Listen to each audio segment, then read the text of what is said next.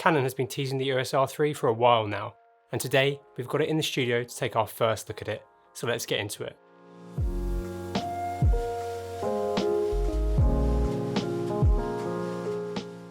First off the bat, this camera is a pre-production unit, so things are subject to change, and we are limited as to what we can show you, and we only had access to the camera for a few hours, so make sure to subscribe for our much more in-depth image and sensor performance video coming up as soon as we get our hands on a full production unit.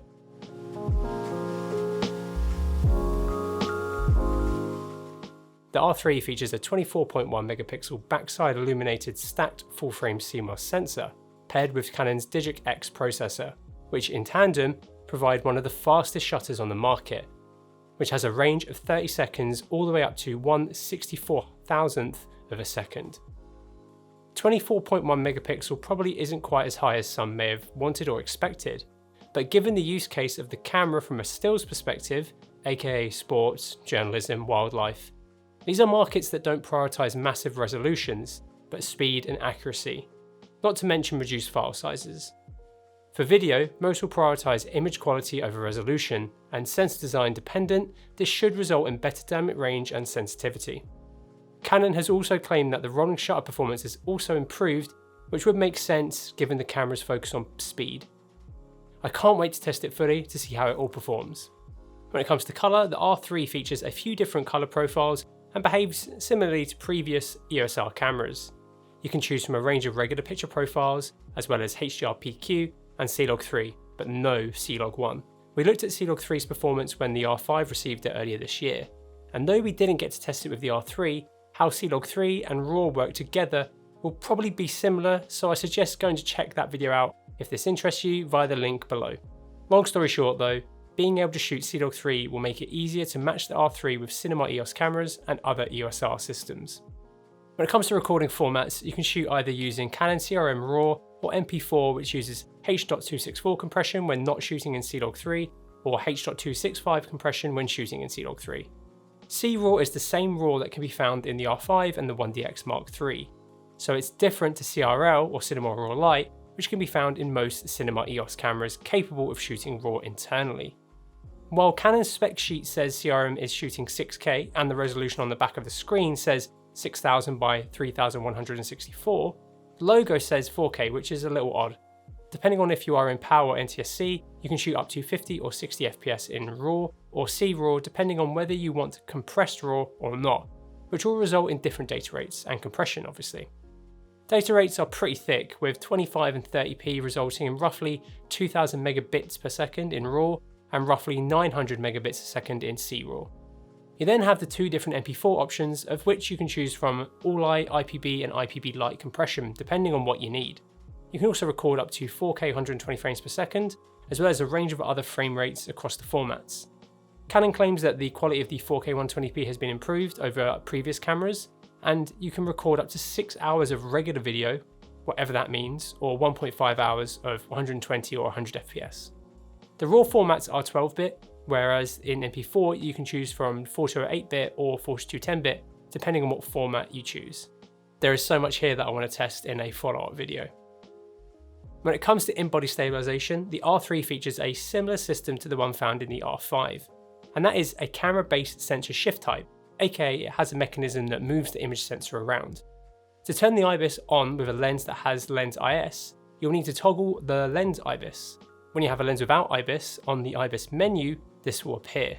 Because of the shifting sensor, lenses with larger image circles will have more powerful IS, as the sensor can shift more. When the stabilization is used with non-IS lenses, you will have 5 stops of stabilization, but if you use it with either EF or RF lenses, with IS you can get up to 8 stops of stabilization depending on the lens. It also features digital IS, which is an extra level of digital cropping stabilization. You have two options, on and enhanced. On crops in a little to approximately 90% and stabilizes a little, and enhanced crops even more to approximately 70% of your image and can stabilize it even more. This could be a really handy feature, but use it wisely. The R5 had some of the best autofocus I've ever seen in a camera, and the system in the R3 is even better. It uses the same dual pixel CMOS AF2, but now has a completely revised AF algorithm. You have both tracking and eye detection for both humans and animals, as well as a range of vehicle tracking for open cockpit Formula 1 cars, as well as GT and rally cars. These AF tracking modes are available in all video modes, which is great to hear as well. These new additions clearly show the intended market for this camera, and photographers and potentially filmmakers in these markets will really appreciate the incredible performance and functions available with this camera. When using auto selection, autofocus will cover 100% of your frame both horizontally and vertically. However, in manual selection, this was reduced to 90% vertically. However, what lens you choose can change the coverage of this. When we tested the R5, another aspect of the focus that impressed us was the camera's ability to focus in such low lighting conditions. The R5 is rated for -6 EV and the R3 is rated for -7.5 EV, so it should be even better. I'm really intrigued to test this properly though. So all in all, the R3 looks to have one of the most comprehensive and fastest autofocus systems in any mirrorless camera. My question is, why haven't we seen a system like this in a Cinema EOS body? I would love to see this level of autofocus performance in a camera like the C70 or the C300 Mark III.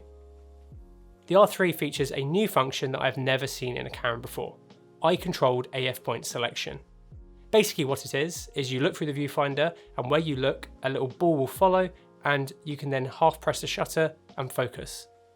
Canon has achieved this by using very low powered infrared LEDs inside the viewfinder to scan where your eye is looking in the frame. Don't worry, this is perfectly safe though. This requires you to calibrate it from person to person for horizontal or vertical operation, and for people with or without glasses. Luckily, you can store a good amount of presets ready for different configurations or users. The calibration process is really easy. It's kind of like doing an eye test. You just look at 5 different positions and you're done. You can tweak the sensitivity of the sensors also, decide whether the pointer is overlaid or not, change the colour of the marker between orange, white and purple, and change the size of it, and even change the shape between a dot and a crosshair within a circle. This was a really interesting feature to play with, but it seemed quite hit and miss with who it worked with and who it didn't. For me, it worked pretty well, with only some inaccuracies here and there. One of our lens technicians, Ben, who it also worked well with, made a comment that I now can't get out of my head. The way the indicator of where you're looking moves around looks like if you are controlling a Wii using the motion controller. It's floaty and jittery, not fast and snappy like the video Canon has showcasing it. This isn't a bad thing. Both myself and Ben found it to work quite well. However, Sam and our lens engineer Gary had more trouble using it. But when it works well, it's pretty simple. You look where you want to focus, half press to focus and you're good, and the focus will track. This is going to be a divisive feature, and for pros will really take some getting used to, as it's a pretty unique take on a focusing feature. It doesn't currently work when using continuous autofocus, which would have been cool to see, and it's currently not available in video mode either. I'm really intrigued to see how this feature matures over Canon's future cameras, and how people take to it when they get the camera in their hands. But it could be a pretty revolutionary feature, only time will tell. This camera is obviously designed primarily for stills, and this monster can shoot RAW up to 30 FPS using its electronic shutter, and up to 12 in mechanical shutter mode. It also features an inbuilt interval timer for time lapses. Those burst rates are incredibly fast, and from the brief time I spent taking photos with this beast, it handles just as well as a 1DX. However, I would love to get it on a proper shoot, fully test it, which hopefully we should have a chance to do soon.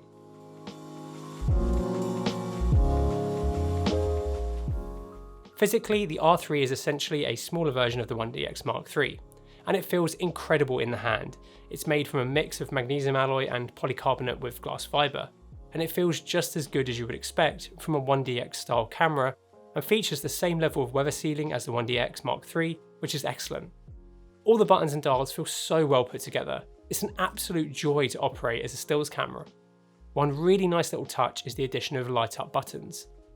These are off until you hit the menu button, which will then illuminate these back buttons. This will be great if you are operating the camera in darker lighting conditions. Overall, the buttons and the layout just feels great. The buttons and the dials feel extra sturdy on this camera for some reason. They're just really nice to operate. The back monitor is a fully articulating 3.2 inch 4.15 million dot touchscreen, which feels incredibly solid to operate. I wish they had used this mechanism on the C70. The screen has double the resolution of the R5 while it's still keeping the same size, and it looks awesome. It gets decently bright too, which surprised me. I also really like the cutouts either side of the LCD for pulling the monitor out. They're a nice size and make it easier to open, which is a nice little detail. The R3 features the same new hot shoe as the XF605, which we reviewed recently, And while details about accessories to use with the shoe were limited then, there is now more information. The new multifunction shoe has 21 new communication pins in it, so accessories mounted on the shoe can communicate and be powered directly to and from the camera, which is similar to other smart hot shoes from other camera brands. It is also still compatible with the conventional 5-pin hot shoe accessories as well. Out of the box, the camera comes with a nice large cover to help protect the hot shoe from it being damaged in transit. Canon will be bringing out a top-mounted shotgun microphone, a new super compact speedlight transmitter, and a hot shoe adapter for this. I'm also intrigued to see if the recent announcement of Tascam working with Canon and a few other brands will use this with their upcoming XLR top units. I also can't wait to see what other accessories Canon create for it. Unlike the smaller EOS R cameras, the R3 uses a physical switch to switch between its stills and movie mode, similar to the older Canon DSLRs. I find this a much nicer way of doing this than on the R5 for example, which takes much longer to switch between. This switch can also be disabled if you don't want to accidentally switch the camera to video mode, and can also be assigned to toggle silent shooting, which will be really handy for photographers that may require to switch in a pinch. The Viewfinder is a massive 1600 by 1200 0.5 inch OLED BUT that has a max refresh rate of up to 120 Hz. It's especially massive on the body, which is most likely because of the new eye tracking system that we mentioned earlier. This thing is an absolute wonder to use. It's large, clear, and extremely fast. Everything you want in an EVF really. Canon has also added the ability to change between several different viewfinder modes, which feature a new optical viewfinder simulation mode to duplicate how looking through a traditional DSLR viewfinder would look. This could be a really good feature for people transitioning from DSLRs to mirrorless cameras for the first time, as obviously it's going to emulate what you're used to on a DSLR. The R3 uses a mini HDMI port, which is a bit of a shame as the mini HDMI connector is truly awful. Currently the HDMI can output uncompressed 4K 60p, 4210-bit, which is still decent if you want to capture ProRes externally via something like a Ninja 5. Currently, unlike the R5, the R3 will not output ProRes RAW, though I could imagine Canon could potentially add it in future.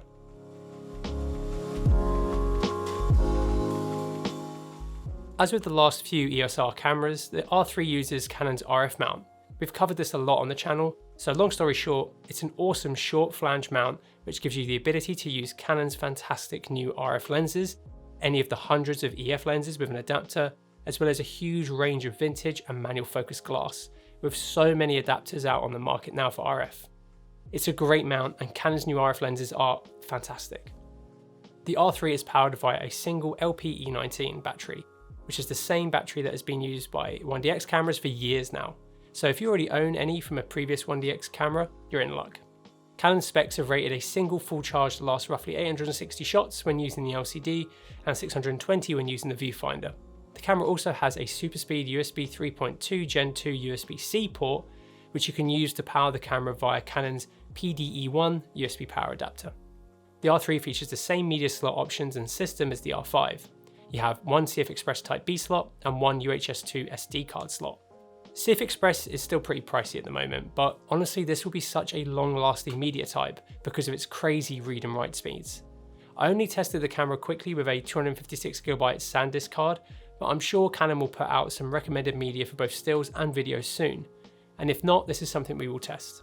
You can also use SD cards to record a range of codecs, but if you want to be safe, I would pick up a V60 or V90 card.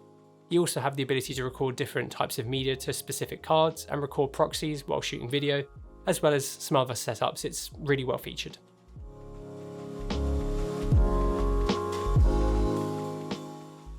The menu system is really comparable to the Canon EOS R5. I don't want to bore you all with a complete walkthrough, so let's quickly go over some of the noteworthy functions that I noticed.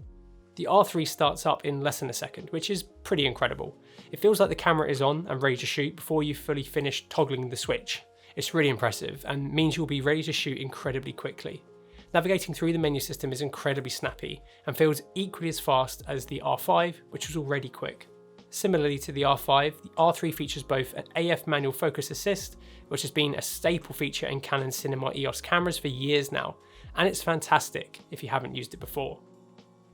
The camera also has focus peaking, which you can change a few regular parameters of to your preference. When it comes to exposure assists, the R3 features the option to use a histogram, which you can toggle to RGB, as well as a zebra function, which you can toggle between the two different levels and dial in as you'd expect. The The R3 also features a flicker reduction function. This is similar to Panasonic's synchro scan function. It allows you to dial in your shutter speed really precisely to fine-tune flickering lights that you may run into when shooting in varied lighting conditions. This will be really handy for run and gun filmmakers, and it's great to see in this camera. The R5 has had so much stick for its overheating issues, and that's understandable. We didn't get a chance to test if the R3 fares better than the R5, and while Canon haven't given us any concrete numbers of recording time, they have said it is better than the R5 due to the different body design. In the menu, you can switch between two different heat management modes, one regular and one designed to get you the longest run times at increased temperatures for your camera, media and battery. I really want to test this, but unfortunately with the limited time we had with the camera, we couldn't. But I'm sure it's a test that us, as well as many others, will run as soon as production units start to hit end users' hands. The camera is also full of connectivity options, with built-in Wi-Fi, Bluetooth and an Ethernet port. This means that no matter what you are wanting to integrate the camera into, whether that's a live stream scenario or to use it to upload images fast after acquisition, you'll be able to do it. It's also compatible with the several different Canon apps that they make, which will also allow you to update the firmware via your phone, which could be really helpful.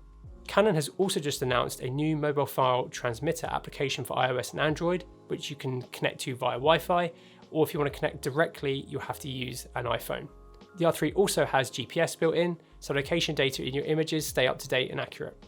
The menu systems in these cameras are really exhaustive, so if there is something I've missed that you have any questions about, let me know in the comments below.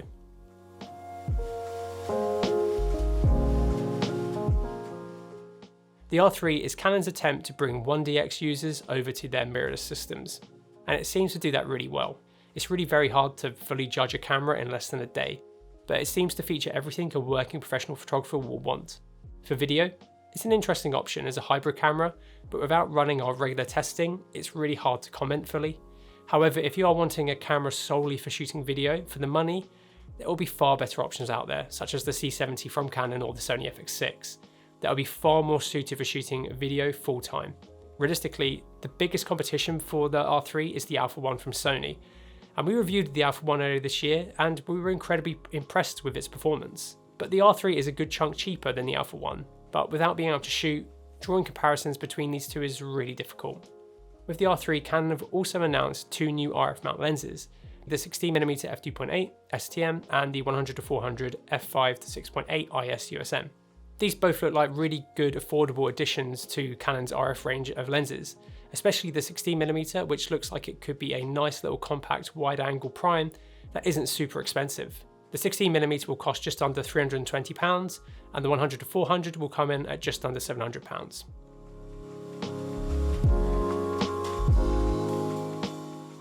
As I mentioned a minute ago, it's hard to draw full conclusions from such little time with the camera, but it does seem well spec'd for working professional photographers, and for video, it's really hard to judge the unit until fully testing it. But for people owning other C-series cameras as their primary bodies, wanting a hybrid camera that could be used as a B camera or a C camera, as well as a killer stills camera, this could be a really good option. Let us know what you think of the R3 down in the comments below, and if you have any questions, let us know for our next R3 video too. If you enjoyed the video, please consider hitting the like button and subscribing, and thank you so much for watching.